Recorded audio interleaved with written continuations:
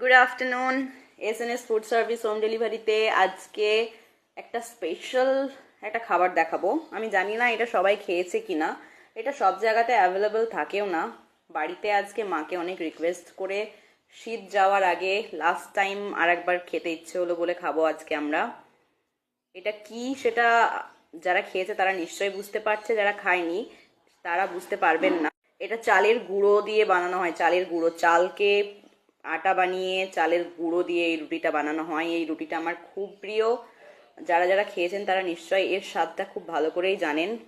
মাংসের ঝোল দিয়ে বেসিক্যালি এটা আমার খুব ভালো লাগে। চিকেন বা মাটনের যে গ্রেভির সাথে বা পায়েস সেমাইয়ের সাথে খুব ভালো লাগে। ওকেশনালি আমাদের বাড়িতে তো দুবার হয় এই এই পিঠেটা, গরম হোক শীত হোক, ঈদ বকরিদে।